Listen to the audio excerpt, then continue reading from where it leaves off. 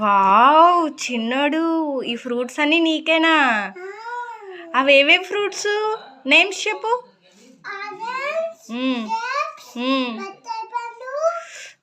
ఇంకా ఇదేం fruit? No no no, watermelon. Yes. నీకే ఆ మూడింట్లో నీకు ఏ ఫ్రూట్స్ ఇష్టం? గ్రేప్సా? వావ్.